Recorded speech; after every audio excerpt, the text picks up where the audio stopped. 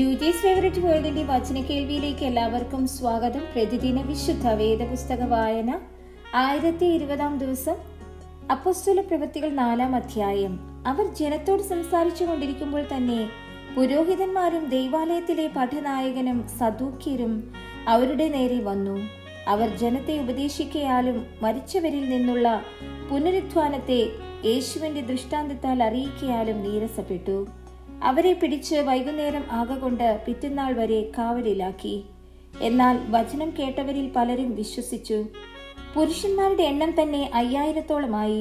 പിറ്റന്നാൾ അവരുടെ പ്രമാണികളും മൂപ്പന്മാരും ശാസ്ത്രിമാരും യെരുശലേമിൽ ഒന്നിച്ചുകൂടി. മഹാപുരോഹിതനായ ഹന്നാവും കയ്യഫാവും യോഹന്നാനും അലക്സണ്ടരും മഹാപുരോഹിത വംശത്തിലുള്ളവരൊക്കെയും ഉണ്ടായിരുന്നു. ഇവർ അവരെ നടുവിൽ നിർത്തി, ഏത് ശക്തി കൊണ്ടോ ഏത് നാമത്തിലോ നിങ്ങൾ ഇത് ചെയ്തു എന്ന് ചോദിച്ചു. പത്രോസ് പരിശുദ്ധാത്മാവ് നിറഞ്ഞവനായി അവരോട് പറഞ്ഞത്, ജനത്തിന്റെ പ്രമാണികളും മൂപ്പന്മാരും ആയുള്ളോരെ, ഈ ബലഹീന മനുഷ്യനുണ്ടായ ഉപകാര നിമിത്തം ഇവൻ എന്തോന്നിനാൽ സൗഖ്യമായി എന്ന് ഞങ്ങളെ ഇന്ന് വിസ്തരിക്കുന്നുവെങ്കിൽ, നിങ്ങൾ ക്രൂശിച്ചവനും ദൈവം മരിച്ചവരിൽ നിന്ന് ഉയർപ്പിച്ചവനുമായ നസറായനായ യേശുക്രിസ്തുവിന്റെ നാമത്തിൽ തന്നെ ഇവൻ സൗഖ്യമുള്ളവനായി നിങ്ങളുടെ മുൻപിൽ നിൽക്കുന്നു എന്ന് നിങ്ങൾ എല്ലാവരും ഇസ്രായേൽ ജനമൊക്കെയും അറിഞ്ഞുകൊള്ളുവിൻ. വീട് പണിയുന്നവരായ നിങ്ങൾ തള്ളിക്കളഞ്ഞിട്ട് കോണിന്റെ മൂലക്കല്ലായി തീർന്ന കല്ല് ഇവൻ തന്നെ. മറ്റൊരുത്തനിലും രക്ഷയില്ല. നാം രക്ഷിക്കപ്പെടുവാൻ ആകാശത്തിന് കീഴിൽ മനുഷ്യരുടെ ഇടയിൽ നൽകപ്പെട്ട വേറൊരു നാമവും ഇല്ല. അവർ പത്രോസിന്റെയും യോഹന്നാനിന്റെയും ധൈര്യം കാണുകയാലും ഇവർ പഠിപ്പില്ലാത്തവരും സാമാന്യരുമായ മനുഷ്യർ എന്ന് ഗ്രഹിക്കയാലും ആശ്ചര്യപ്പെട്ടു. അവർ യേശുവിനോടുകൂടെ ആയിരുന്നവർ എന്നും അറിഞ്ഞു.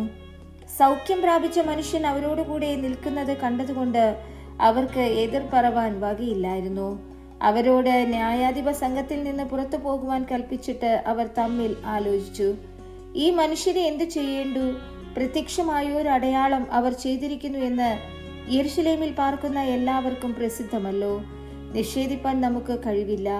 എങ്കിലും അത് ജനത്തിൽ അധികം പരക്കാതിരിപ്പാൻ അവർ യാതൊരു മനുഷ്യനോടും ഈ നാമത്തിൽ ഇനി സംസാരിക്കരുതെന്ന് നാം അവരെ തർജ്ജനം ചെയ്യണം എന്ന് പറഞ്ഞു.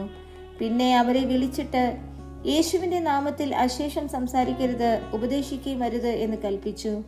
അതിന് പത്രോസും യോഹന്നാനും, ദൈവത്തെക്കാൾ അധികം നിങ്ങളെ അനുസരിക്കുന്നത് ദൈവത്തിന്റെ മുമ്പാകെ ന്യായമോ എന്ന് വിധിപ്പിൻ. ഞങ്ങൾക്കോ ഞങ്ങൾ കണ്ടും കേട്ടും ഇരിക്കുന്നത് പ്രസ്താവിക്കാതിരിപ്പാൻ കഴിയുന്നതല്ല എന്ന് ഉത്തരം പറഞ്ഞു. എന്നാൽ ഈ സംഭവിച്ച കാര്യം കൊണ്ട് എല്ലാവരും ദൈവത്തെ മഹത്വപ്പെടുത്തുകയാൽ അവരെ ശിക്ഷിക്കുന്നതിന് ജനനിമിത്തം വഴിയൊന്നും കാണായിക കൊണ്ട് അവർ പിന്നെയും തർജ്ജനം ചെയ്ത് അവരെ വിട്ടയച്ചു.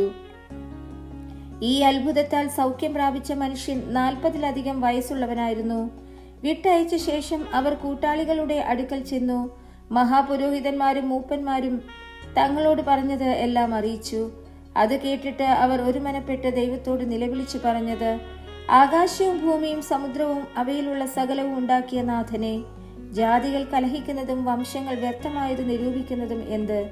ഭൂമിയിലെ രാജാക്കന്മാർ അണിനിരക്കുകയും അധിപതികൾ കർത്താവിന് വിരോധമായും അവന്റെ അഭിഷിക്തന് വിരോധമായും ഒന്നിച്ചു കൂടുകയും ചെയ്തിരിക്കുന്നു എന്ന് നിന്റെ ദാസനായ ദാവീദ് മുഖാന്തരം പരിശുദ്ധാത്മാവിനാൽ അരുളി ചെയ്തവനെ, നീ അഭിഷേകം ചെയ്ത യേശു എന്ന നിന്റെ പരിശുദ്ധ ദാസന് വിരോധമായി ഹെരോദാവും പൊന്തിയോസ് പീലാത്തോസും ജാതികളും ഇസ്രായേൽ ജനവുമായി ഈ നഗരത്തിൽ ഒന്നിച്ചുകൂടി.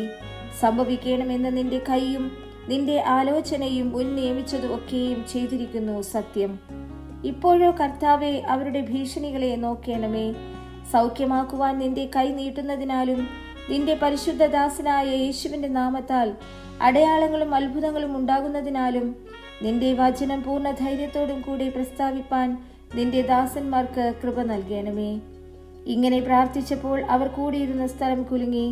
എല്ലാവരും പരിശുദ്ധാത്മാവ് നിറഞ്ഞവരായി ദൈവവചനം ധൈര്യത്തോടെ പ്രസ്താവിച്ചു. വിശ്വസിച്ചവരുടെ കൂട്ടം ഏകഹൃദയവും ഏക മനസ്സും ഉള്ളവരായിരുന്നു. തനിക്കുള്ളത് ഒന്നും സ്വന്തമെന്ന് ആരും പറഞ്ഞില്ല. സകലവും അവർക്ക് പൊതുവായിരുന്നു. അപ്പോസ്തലന്മാർ മഹാശക്തിയോടെ കർത്താവായ യേശുവിന്റെ പുനരുത്ഥാനത്തിന് സാക്ഷ്യം പറഞ്ഞു വന്നു. എല്ലാവർക്കും ധാരാളം കൃപ ലഭിച്ചിരുന്നു. മുട്ടുള്ളവർ ആരും അവരിൽ ഉണ്ടായിരുന്നില്ല. നിലങ്ങളുടെയോ വീടുകളുടെയോ ഉടമസ്ഥരായവർ ഒക്കെയും അവയെ വിറ്റ് വില കൊണ്ടുവന്നു. അപ്പോസ്തലന്മാരുടെ കാൽക്കൽ വെക്കും. പിന്നെ ഓരോരുത്തന് അവനവന്റെ ആവശ്യം പോലെ വിഭാഗിച്ചു കൊടുക്കും. പ്രബോധനപുത്രൻ എന്നർത്ഥമുള്ള ബർന്നബാസ് എന്ന് അപ്പോസ്തലന്മാർ മറുപേർ വിളിച്ച കുപ്രദ്വീപുകാരനായ യോസേഫ് എന്നൊരു ലേവ്യൻ തനിക്കുണ്ടായിരുന്ന നിലം വിറ്റ് പണം കൊണ്ടുവന്ന് അപ്പോസ്തലന്മാരുടെ കാൽക്കൽ വെച്ചു.